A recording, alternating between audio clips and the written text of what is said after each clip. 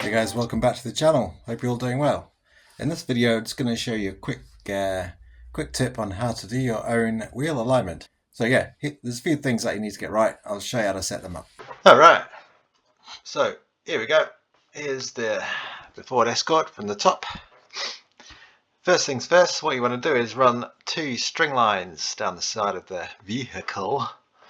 And the way to achieve that, the way I do it, is use some axle stands. So I've got 4, run some string, tie a knot, and run it, pull it tight, but make sure that it runs through the center of the wheels. That's important to give accurate readings.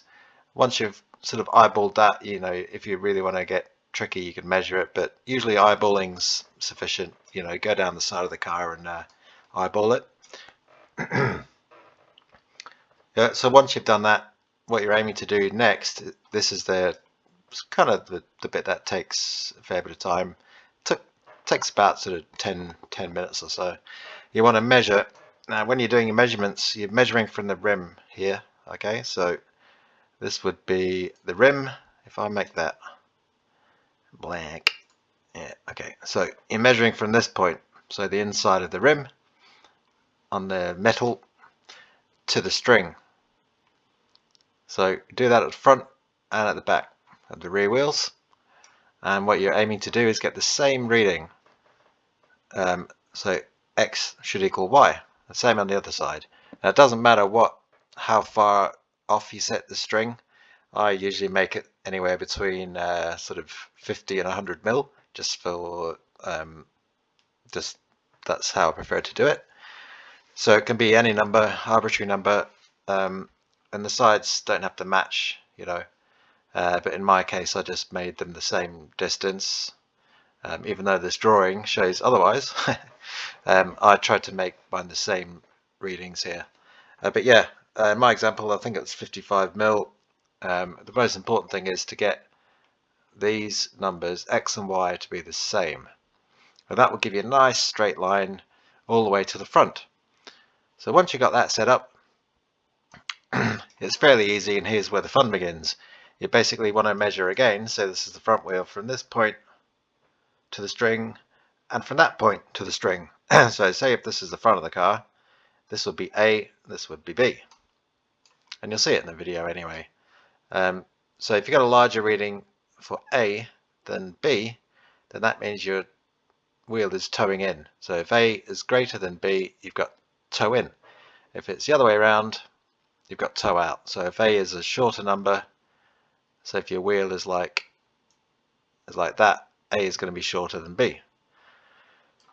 So then what you do is you just basically take the largest number away from the smallest, and that gives you your toe. So in my case it was about 5 mil, and I wanted to run it around about 2 mil. So, and also I wanted to make sure that both wheels had the same reading. One of them had slightly more, was more adjusted than the other, so it was a good job I checked, because the car was sort of wandering a bit, pulling to one side. So I've got my wheel set up at 2 mil now. So here's a little video of me showing you how to take the measurements. Alright, so here we go. I've got a jack down here, got a jack up the front. First of all, get the string so it runs at the midway point of the wheel. You're going to measure from the back of the rim to the string. I've got, that shows 55 mil. Do the same from the front.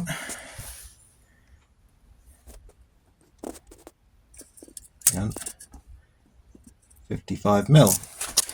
Now once you've got your nice straight line from the rear of the wheel, essentially this line here is perfectly in line with the car. So to get your toe readings, measure from the back of the rim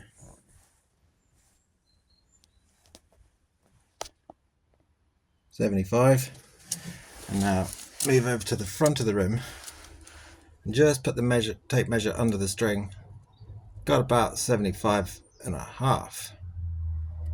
sorry, it's not 75 and a half, 70, 77, 78 mil. So that's about 2.5 to 3 mil toe in, because the front of the wheel, this distance is larger than the back, meaning that the front of the wheel is doing that.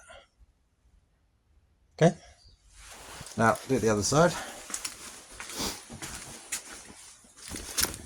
Hopefully we shouldn't be too far off of this one either. But we got 75 there as well. Hang on. No. 76. And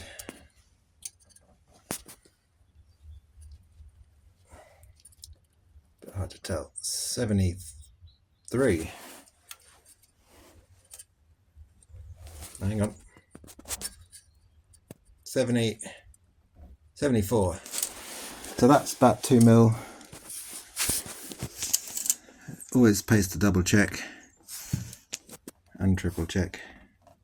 So yep, 76.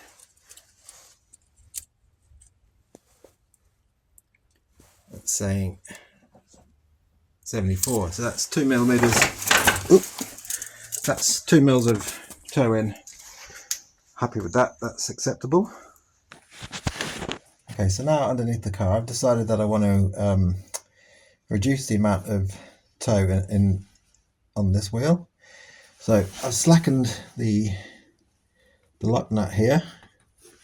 Now I'm going to wind the tie rod out ever so slightly, maybe half a turn, to give me slightly a bit more toe out. I've got too much toe in, so I think that's right. Anyway, we'll do that.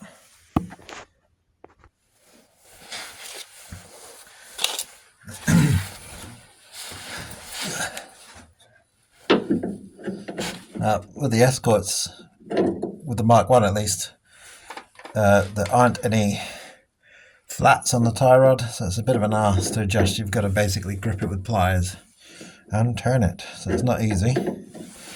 So I believe if I'm screwing this out, it should push the wheel out. So slowly. Now take a reading.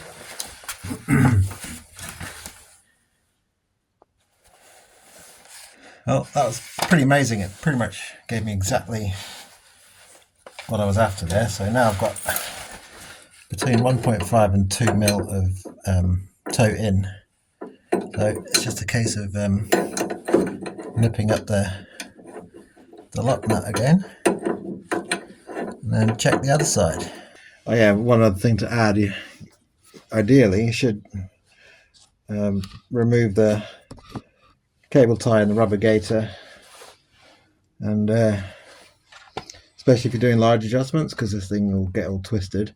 But since I'm just doing a relatively minor adjustment, I'll just leave this for now.